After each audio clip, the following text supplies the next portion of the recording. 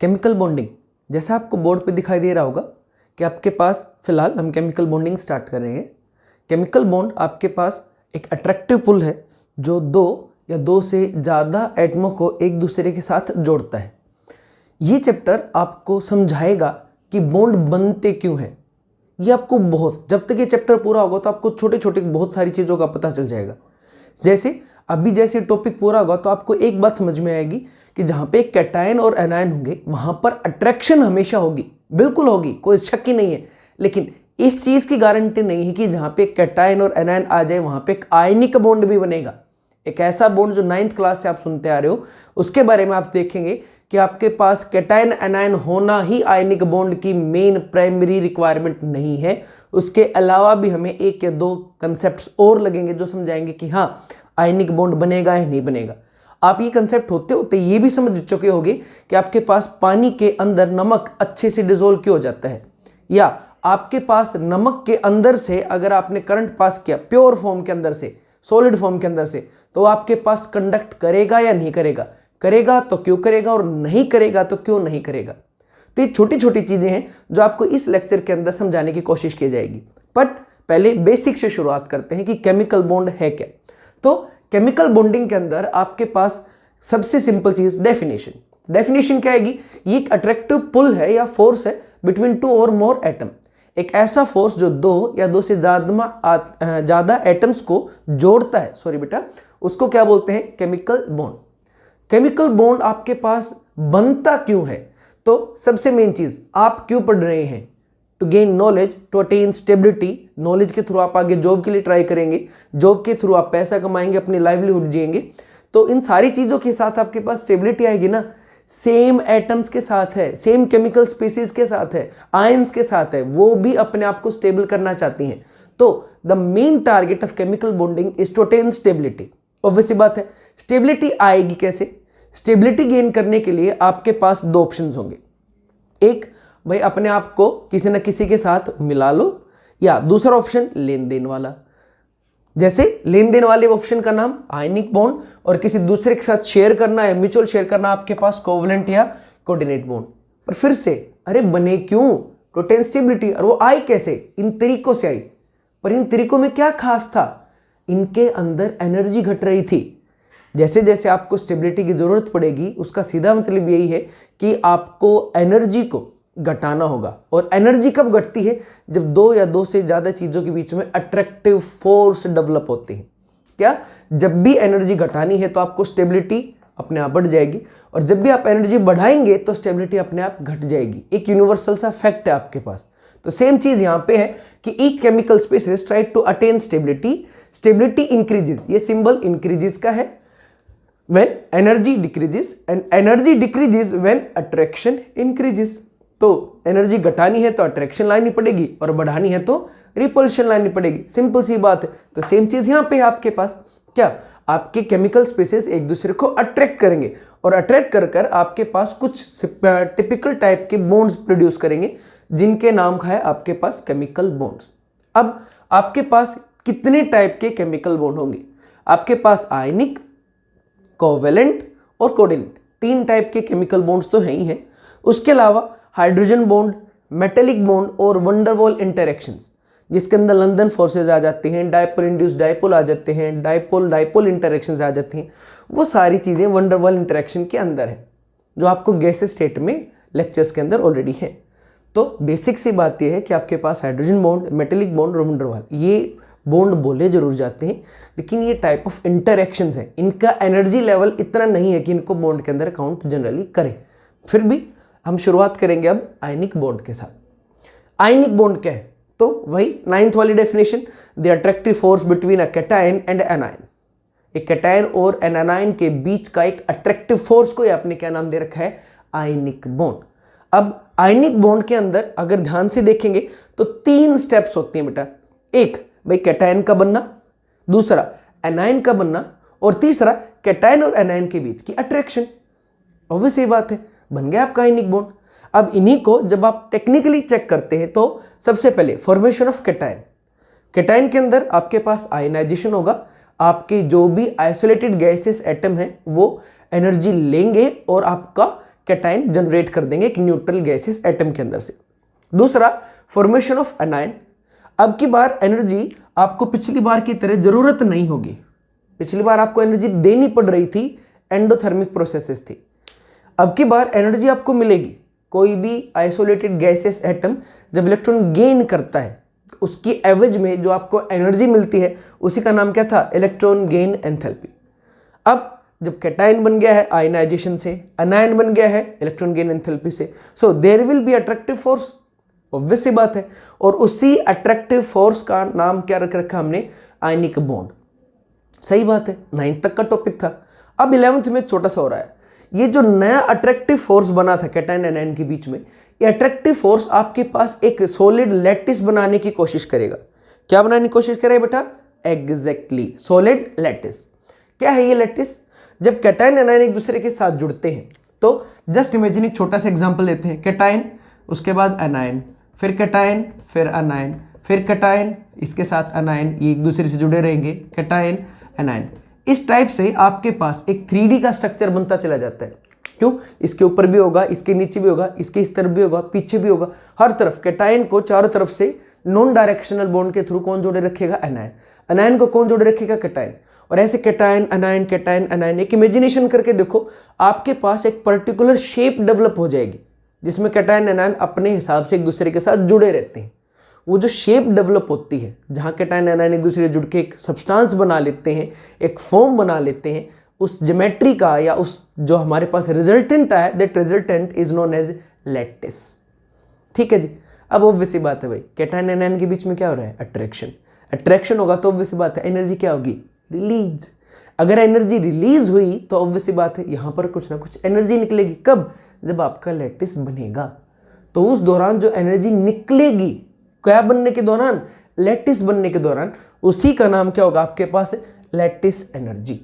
अब ऑब्वियस बात है, लैटिस के बनते वक्त जो एनर्जी दी, एनर्जी मिली, जो एनर्जी मिली वो आपकी लैटिस एनर्जी है। तो आपकी 2 स्टेप्स ऐसी हैं जिनमें एनर्जी आपकी निकल रही है, एक्सो है, और एक स्टेप ऐसी है जिसको एनर्जी की रिक्वायरमेंट है, एंडो है। तो क्या हर एक स्टेप में हमेशा केमिकल बॉन्ड बनेगा?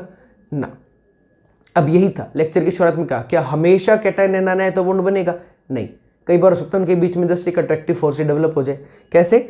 बॉन्ड सिर्फ और सिर्फ तभी बनेगा जब आपकी electron gain enthalpy and lattice enthalpy, इन दोनों का सम अगर आयनाइजेशन जो आपको देनी पड़ी, जस्ट इमेजिन एक एग्जांपल से देखते हैं। इलेक्ट्रॉन गेन एंथैल्पी के दौरान आपकी एनर्जी निकली 100 किलो जूल पर मोल। लैटिस बनने के दौरान एनर्जी निकली आपकी मान लो भाई 900 किलो जूल पर मोल। आयनाइजेशन एंथैल्पी थी आपकी मान लो बेटा 500 किलो जूल पर मोल। Just imagine. तो आपकी एनर्जी, सॉरी ये पॉजिटिव आएगी, तो माइनस क्या डिफाइन करता है? एक्सो, और प्लस क्या डिफाइन करता है? एंडो। तो टोटल एनर्जी निकली कितनी? 1000, और टोटल एनर्जी वापस कितनी ले ली? 500। ओवरऑल एनर्जी घटी या बढ़ी? ध्यान से भाई, 1000 निकली, 500 वापस दे दी। तो अब भी ये जो सब्सटेंस था जिसके अंदर ये डाटा था, वो 500 किलो जूल आपको वापस दे रहा है, यानी कि उसके अंदर से एनर्जी बाहर निकल रही है। एनर्जी बाहर निकलेगी तो क्या होगा? एनर्जी घटेगी। एनर्जी घटेगी तो क्या होगा? स्टेबिलिटी बढ़ेगी, है ना। तो आपका बॉन्ड सिर्फ और सिर्फ तभी बनता है जब निकलने वाली एंथैल्पीज, एनर्जीज जो है, that is electron gain enthalpy and lattice enthalpy, हमेशा ओवरकम करेगी किसको? आयनाइजेशन एंथैल्पी को। लेकिन अगर गलती से यहां पर एनर्जी की रिक्वायरमेंट होती, जस्ट इमेजिन 1500 किलो जूल पर मोल, जस्ट इमेजिन, निकल रही थी 1000, रिक्वायरमेंट थी 1500, तो बेशक कैटायन एनायन रहेंगे भाई, बॉन्ड नहीं बनेगा। ओके क्या? The requirement is there should always be a larger difference between the energy released and the energy required. अगर एनर्जी रिलीज ज्यादा है तभी chemical bond, ionic bond form होगा, अदरवाइज आयनिक बॉन्ड फॉर्म नहीं होगा। So this is the basic introduction of ionic bond. अब इसके बारे में थोड़ा सा और देखते हैं। तो जब आप बात करें फैक्टर्स की, तो 3 फैक्टर्स अभी बात हुई थी, अभी उनको थोड़ा सा और डेप्थ में देखते हैं। आयनाइजेशन एंथैल्पी, अगर आपके पास आयनाइजेशन एंथैल्पी जो केमिकल बॉन्ड बनाने के लिए आपको देनी पड़ेगी मॉलिक्यूल को, ऑब्वियसली बात इलेक्ट्रॉन निकालना है तो एनर्जी तो देनी पड़ेगी। तो अगर आपकी आयनाइजेशन एंथैल्पी अगर ज़्यादा हायर है तो आपका इलेक्ट्रॉन, हायर मतलब इलेक्ट्रॉन निकालना, अगर ये सॉरी बेटा, I am really very sorry, अगर आयनाइजेशन एंथैल्पी आपके लोअर है तो इलेक्ट्रॉन निकालना आपके लिए बहुत आसान है, और इलेक्ट्रॉन निकालना आसान है तो कैटायन भी जल्दी से बन जाएगा।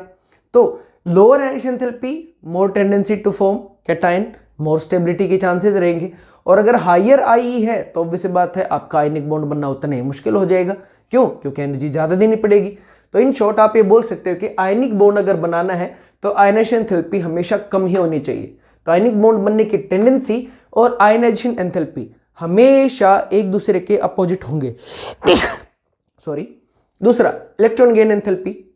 इलेक्ट्रॉन गेन एंथैल्पी भी बात हुई है, किसी भी आइसोलेटेड गैसियस एटम को आइसोलेटेड गैसियस एनायन बनते वक्त जो एनर्जी देनी पड़ती है that is electron gain enthalpy. अगर हायर एनर्जी रिलीज होती है, क्योंकि एनर्जी तो देनी है, अगर दी जाने वाली एनर्जी अगर ज़्यादा है तो वो सिंपल से एक दूसरे से रिलेटेड दो फैक्ट आपको बताती है। एक, आपके जो भी स्पीसीज है उसकी स्टेबिलिटी ज़्यादा है। ऑब्वियस बात है, एक स्पीसीज 400 जूल एनर्जी निकाल के दे रही है, एक 600 जूल एनर्जी निकाल के दे रही है, तो जिसकी एनर्जी ज़्यादा घटेगी उसकी स्टेबिलिटी उतनी ही ज़्यादा बढ़ेगी। और दूसरा, वो जो एनायन बना है वो भी अब ज़्यादा स्टेबल है। ऑब्वियस बात है, जिसके अंदर से एनर्जी ज़्यादा निकलेगी वो एनायन भी ज़्यादा बना है। तो यहाँ थोड़ी सी एनर्जी दे के अगर कैटायन बन रहा है तो हमारे लिए दी बेस्ट है, और यहाँ पर अगर आपका एनायन ज़्यादा एनर्जी दे के बन रहा है इसका मतलब भी हमारे लिए दी बेस्ट कंडीशन है। बिकॉज आपके एक साथ दो चीजें, एक तो आपकी स्पीसीज स्टेबल ज्यादा हो रही है, और दूसरी वो जो बनी है वो स्टेबल आपके पास वैसे भी ज्यादा ही है, जल्दी से वो आपके इलेक्ट्रॉन गेन करके फिर से अपनी नेचुरल फॉर्म में नहीं जाएगी। तो इलेक्ट्रॉन गेन एंथैल्पी आपकी डायरेक्टली डिपेंडेंट है आयनिक बॉन्ड बनने की टेंडेंसी से। ज्यादा एनर्जी निकली, ज्यादा टेंडेंसी आयनिक बॉन्ड फॉर्म करने की, कम एनर्जी निकली, कम टेंडेंसी। अब आती है नेक्स्ट टॉपिक पे, लैटिस एनर्जी। तभी भी बात हुई थी, जब कैटायन और एनायन एक दूसरे के साथ जुड़ते हैं तो एक फिक्स्ड शेप की सॉलिड ज्योमेट्री बना लेते हैं। तो फिक्स शेप की सॉलिड ज्योमेट्री जो बनती है उसका नाम क्या है? Crystal lattice. 12th में पूरा चैप्टर है बेटा क्रिस्टल लैटिस के ऊपर। वो ज्योमेट्री आपके पास क्यूबिक हो सकती है, हेक्सागोनल हो सकती है, रोम्बिक हो सकती है, कुछ भी हो सकती है, बहुत सारी टाइप है, बहुत सारी आपके पास शेप्स उसमें अवेलेबल होती हैं। तो किसी भी शेप में वो एक दूसरे के साथ जब वो एक 3D की रेगुलर शेप बना के बैठ गई है उसी को क्या बोलते हैं? Lattice energy. अगर लैटिस एनर्जी को थोड़ा सा डिफाइन करते हैं, लैटिस बनने के बाद जो एनर्जी निकली है क्रिस्टल लैटिस बनने के बाद उसको डिफाइन करते हैं, तो इसकी डेफिनेशन दो टाइप से आप डिफाइन कर पाएंगे बेटा। कैसे? एक, energy released when cation and anion combines to form 1 mole of a lattice. बेटा ध्यान से, हम स्टैंडर्ड फॉर्म में जब भी डिफाइन करेंगे तो यहाँ पे लैटिस का अमाउंट भी आपको डिफाइन करना चाहिए, एंड दैट इज 1 मोल। तो कैटायन एनायन कंबाइन हो गए, उनकी जो भी वैलेंसी है, और कंबाइन होकर जो उन्होंने एक सॉलिड शेप बना दी है, उस सॉलिड शेप को बनाने के दौरान जो एनर्जी उन्होंने दी दैट इज लैटिस एनर्जी। और एक और डेफिनेशन है, energy required when lattice dissociated into constituent ions. भाई लैटिस अगर बन गया है, मान लो आपके पास NaCl का लैटिस बना बैठा है, जिसके अंदर आपके पास क्या है? NaCl NaCl NaCl NaCl, इस टाइप से ये एक दूसरे से जुड़े हुए हैं। ये लैटिस बन गया आपके पास जो एक 3D स्ट्रक्चर में है, और आपके पास ये FCC टाइप का होता है, अगले साल इसको समझेंगे। फेस सेंटर्ड क्यूबिक टाइप की इसकी ज्योमेट्री होती है बेटा। तो कोई नहीं, आप FCC को छोड़ो, फिलहाल ये देखो कि आपके पास एक सॉलिड लैटिस बन गया है ऐसा। अभी जो सॉलिड लैटिस बना है इसको अगर आपको तोड़ना है, तोड़ के क्या करोगे? Na पॉजिटिव अलग ले जाओगे, Cl नेगेटिव अलग ले जाओगे। तो तोड़ने के दौरान जो आपको एनर्जी दी उसको भी लैटिस एनर्जी बोलते हैं।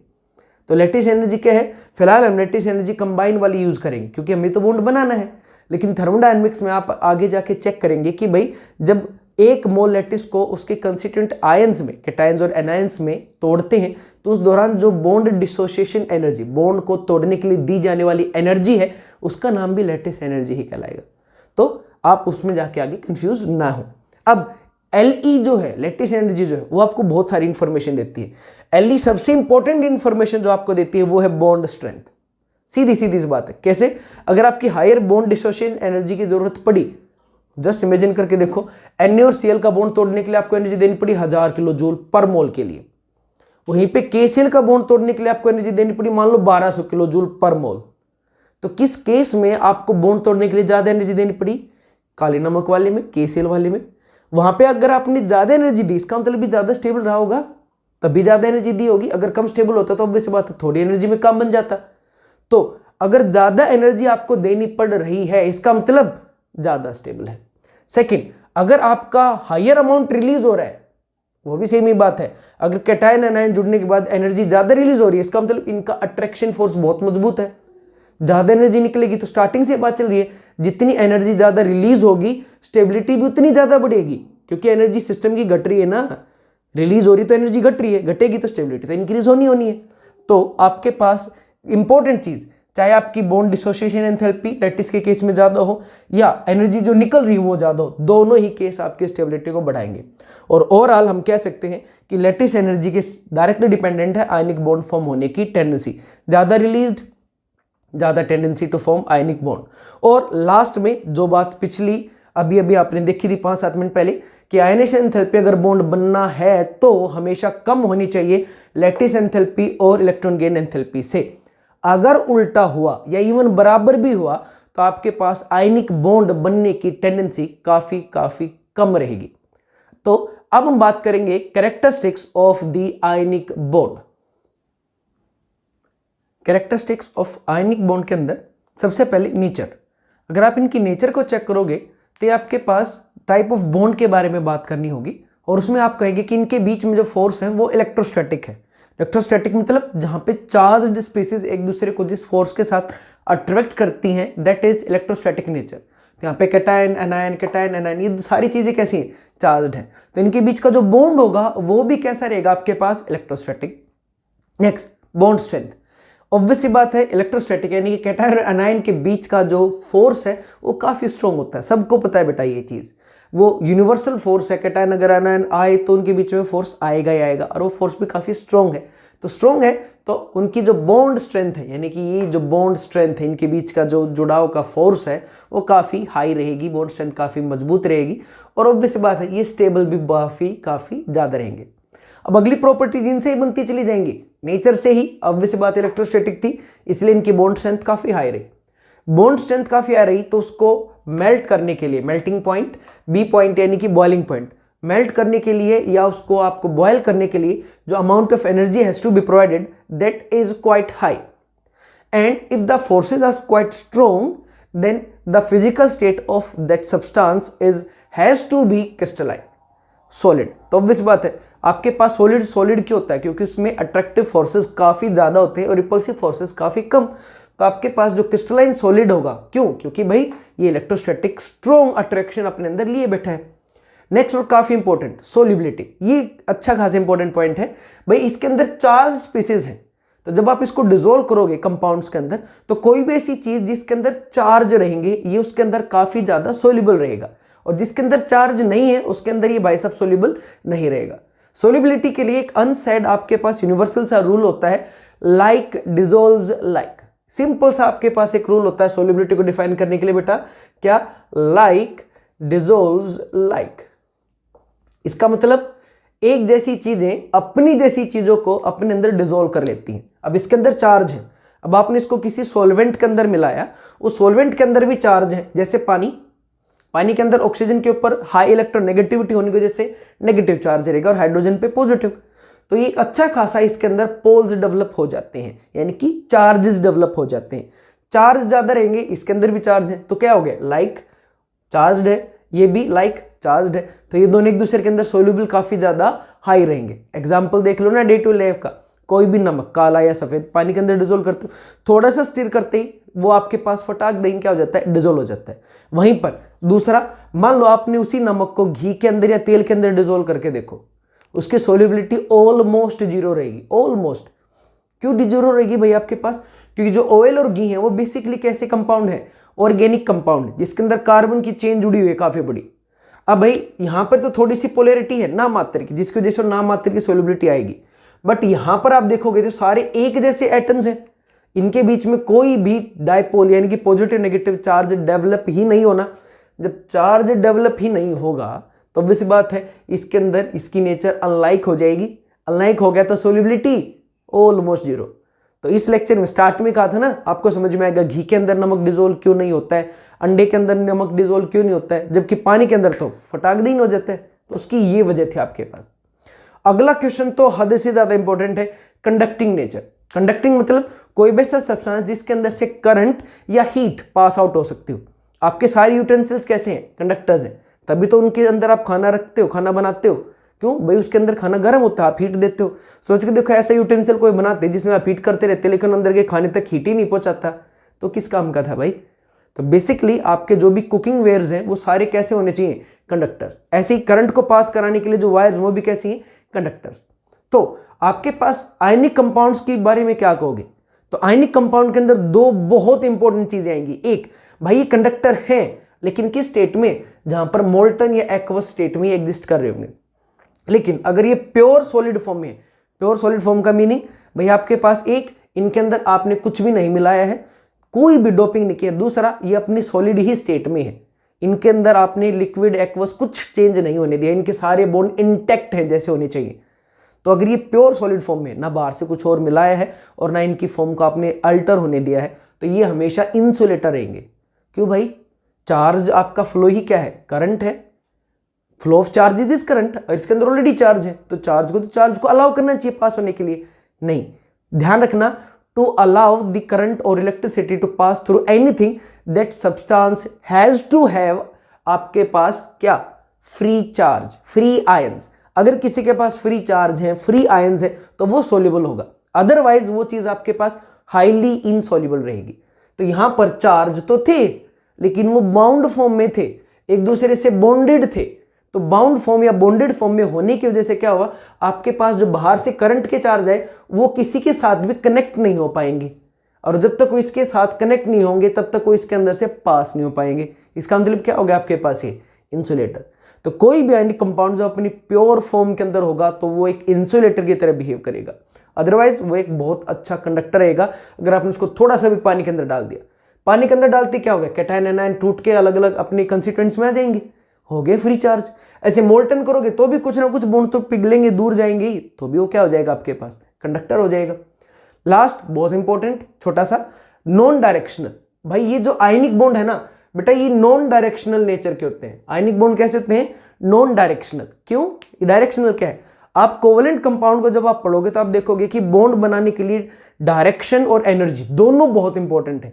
लेकिन यहां पर अगर आपके पास कोई भी कैटायन आ गया और उसके इलेक्ट्रिक फील्ड में, चाहे इस डायरेक्शन से आए, चाहे इस डायरेक्शन से आए, चाहे ऊपर से आए, चाहे आपकी तरफ से आए, चाहे बोर्ड के पीछे की तरफ से, कहीं से भी एनायन अगर आ गया इसके फील्ड में, इसके अट्रैक्टिव फोर्स के क्लाउड में, तो भाई साहब भी उसको अट्रैक्ट करेगा। ये नहीं कहेगा नहीं सिर्फ एक्स वालों को अट्रैक्ट करूंगा, वाई और जेड के अंदर से, X Y Y Z plane के अंदर से कोई है उसको अट्रैक्ट नहीं करूंगा। नहीं जी, बिल्कुल भी नहीं। कहीं से भी आए बेटा जी, it is going to attract whether whatever the direction is. So तो आपके पास ये जो है वो नॉन डायरेक्शनल है, और यहीं पर ये ब्रिटल भी है।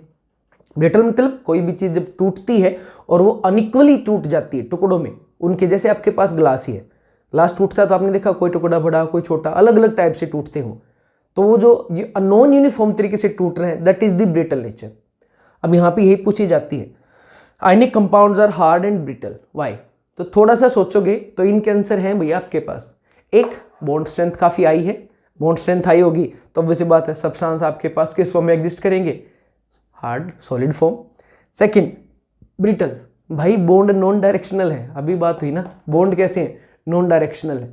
जिस तरफ इलेक्ट्रॉन क्लाउड में ज्यादा आयनाइंस आ गई उस तरफ ज्यादा स्ट्रॉन्ग बॉन्ड बन जाएगा, एक तरफ ज्यादा स्ट्रॉन्ग बॉन्ड हो जाए एक तरफ कम हो तो वैसी बात है जब वो चीज टूटेगी, क्योंकि भाई इलेक्ट्रॉन क्लाउड में एक तरफ से ज्यादा आयन्स आ रहे हैं, मान लो आप जब बॉन्ड बनाते हैं तो ना हर तरफ यूनिफॉर्म तरीके से कैटायन एनायन भेजोगे, जिस तरफ से ज्यादा कैटायंस या एनायंस आएंगे उस तरफ आपके पास अट्रैक्शन ज्यादा होके ज्यादा स्ट्रॉन्गर बॉन्ड बन जाएंगे, जिस तरफ से कम आएंगे वहां पे वीकर बॉन्ड बनेंगे। तो ऑब्वियस बात आपके पास यूनिफॉर्मिटी तो मेंटेन नहीं होगी, यूनिफॉर्मिटी मेंटेन होगी तो जब आप तोड़ोगे तो जहां अट्रैक्शन ज्यादा थी वो हिस्सा बाद में टूटेगा, जहां अट्रैक्शन कम थी वो हिस्सा पहले टूटेगा, अनइक्वल तरीके से टूट गया है ना जी, that is the brittle nature. तो बेसिकली आपके आयनिक कंपाउंड हार्ड है, ब्रिटल है, क्योंकि आपके पास इनकी बॉन्ड स्ट्रेंथ काफी हाई है और ये नॉन डायरेक्शनल है। अब हम 3-4 छोटे छोटे और क्राइटेरियाज की बात करते हैं जो कि होंगे आपके पास बॉन्ड पैरामीटर्स। बॉन्ड पैरामीटर्स ऐसी चीजें हैं बेटा जिनकी आप थ्रू आउट द चैप्टर या जब तक आप साइंस पढ़ेंगे केमिस्ट्री पढ़ेंगे ये कभी ना कभी आपके सामने आते रहेंगे, और इनके छोटे छोटे डेफिनेशंस हैं, छोटे छोटे मीनिंग्स हैं जो आपको बस दिमाग में बैठाने, इसमें रटने के लिए ज़्यादा कुछ नहीं है। बॉन्ड लेंथ, जैसे पहला बॉन्ड पैरामीटर है तो ये क्या होगी, the minimum equilibrium internuclear distance. यहाँ पे डिस्टेंस से पहले इंटरन्यूक्लियर वर्ड जरूर लिख लेना बेटा। The minimum equilibrium internuclear distance between two bonded atoms is known as the bond length. है क्या, देखो ग्राफिकली एक बार आप बॉन्ड को, केमिकल बॉन्ड को समझो।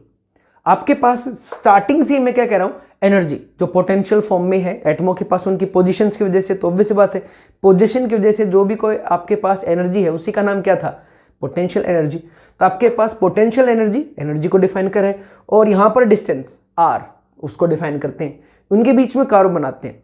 तो कभी भी दो पार्टिकल एक दूसरे के अंदर पूरे तरीके से समा नहीं सकते, कभी भी नहीं। बॉन्ड लेंथ कभी भी दो पार्टिकल की जीरो हो ही नहीं सकती, क्योंकि उस टाइम पर एक्सपेरिमेंटली एनर्जी क्या है, इन्फिनिटी। तो स्टेबल ही नहीं है, बॉन्ड ही नहीं बना भाई वो तो जैसे जैसे पार्टिकल एक दूसरे के पास आएंगे, जब भी एक दूसरे से दूर हैं तो आपके पास रिपल्सिव फोर्स ऑलमोस्ट जीरो है, बहुत दूर है, और अट्रैक्टिव फोर्स तो जीरो होंगे ही होंगे, ऑब्वियस बात। जैसे जैसे एक दूसरे के पास आएंगे तो आपको ऑब्वियस बात है न्यूक्लियर की चार्ज डेंसिटी काफी हाई है, वो इनको अट्रैक्शन ज्यादा कराएगा, और डिस्टेंस दूर है तो रिपल्सिव फोर्स काफी कम रहेंगे। तो जैसे जैसे पास आएंगे अट्रैक्शन ज्यादा होगी, और स्टार्टिंग में बात हुई थी ना, अट्रैक्शन बढ़ती है तो स्टेबिलिटी भी बढ़ती है और एनर्जी घटती है। तो एक दूसरे के पास आएंगे तो आपके पास चार्ज डेंसिटी ज्यादा होने की वजह से अट्रैक्टिव फोर्स ज्यादा आएंगी, जिसकी वजह से आप देख रहे हो कि पोटेंशियल एनर्जी जैसे जैसे एटम्स आपके पास आते गए इन्फिनिट में, बहुत काफी दूर से, तो उनके बीच के अट्रैक्टिव फोर्सेज आपके पास इधर से, तो आप देखोगे कि अट्रैक्टिव फोर्स बढ़ते आए तो एनर्जी घटती चली गई। एक ऐसी डिस्टेंस आएगी, क्या बेटा, एक ऐसी डिस्टेंस आएगी इन्फिनिटी से, जब एक दूसरे के पास आ रहे, इन्फिनिटी उस तरफ है कहीं पे बेटा, यहाँ पे नहीं है, मैं थोड़ा उल्टा बता गया, सॉरी। तो जब आप इस तरफ से आ रहे थे तो आप देखोगे कि एनर्जी काफी ज्यादा घट गई। ये वो स्टेट है जब बॉन्ड टूटा हुआ है, यानी कि बॉन्ड है ही नहीं, जो यहाँ से स्टेट है। पास आए तो आप देख रहे हो एनर्जी घटती घटती घटती घटती एक मिनिमम एनर्जी आ जाती है। मिनिमम एनर्जी क्या है, जहां पे इक्विलिब्रियम अटेन हो गया है।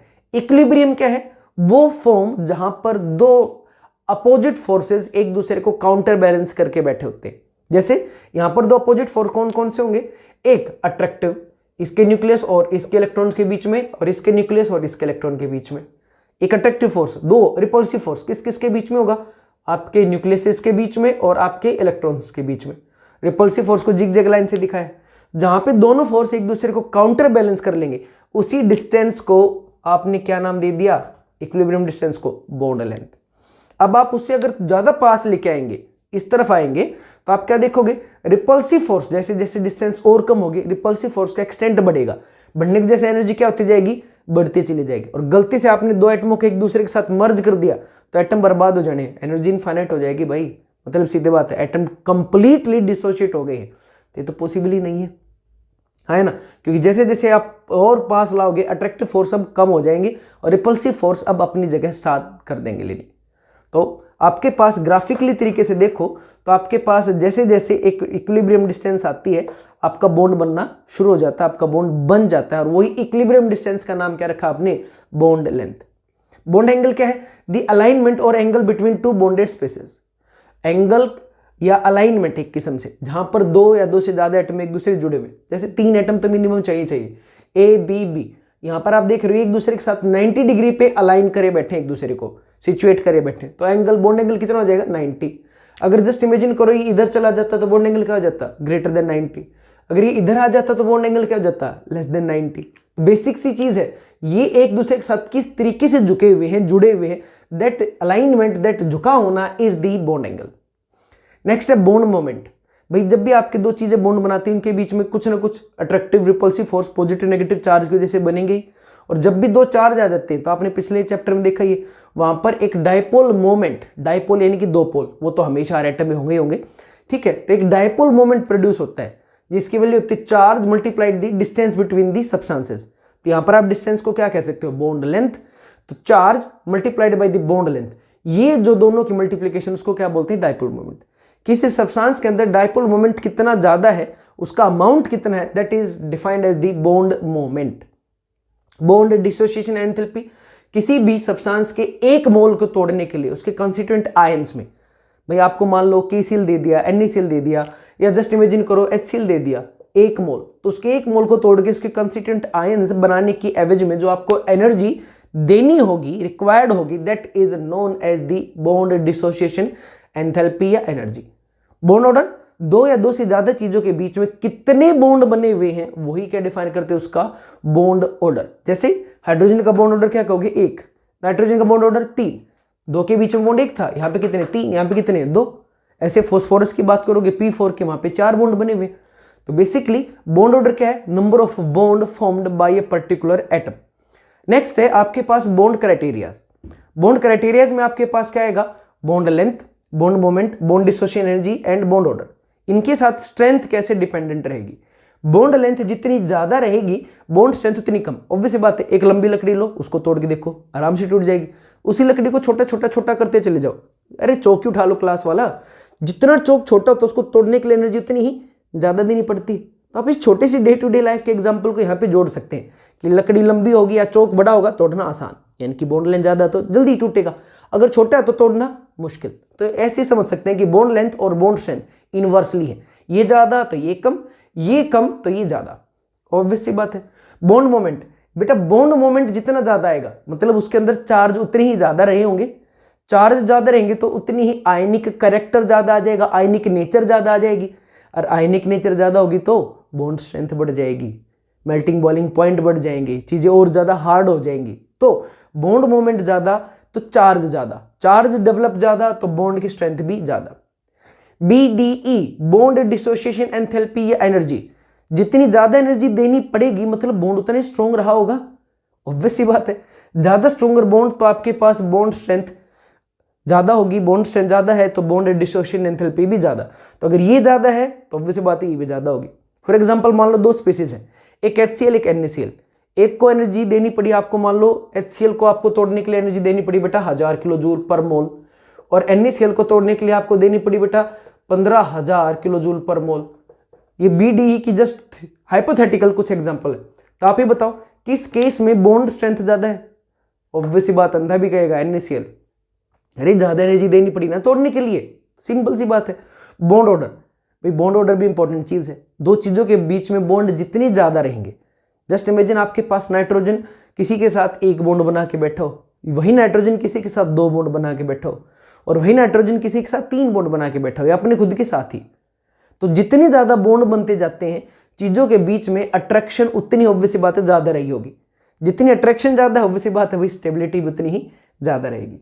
तो ये थे आपके पास graphical representation of a chemical bond, बहुत इंपॉर्टेंट है, पता होना चाहिए। ये पॉइंट डिफाइन करता है बॉन्ड डिसोसिएशन, जहां से कर्व आपका मुड़ा है। ये जो मिनिमम डिस्टेंस ये डिफाइन करती है आपकी बॉन्ड लेंथ, और ये इनफाइनाइट की तरफ जा रहा है, मतलब कभी भी 2 एटम एक दूसरे के साथ फिजिकली कंबाइन, एग्जैक्ट एक दूसरे के अंदर ओवरलैप, एग्जैक्ट एटम्स पूरे के पूरे कभी ओवरलैप नहीं करेंगे। उसके अलावा bond orders, bond length, bond dissociation energy और उनकी बॉन्ड स्ट्रेंथ के साथ क्या रिलेशन है वो आपने यहाँ पे अब देख लिया है। होपफुली आपको अच्छे से समझ में आ गया होगा। Thank you.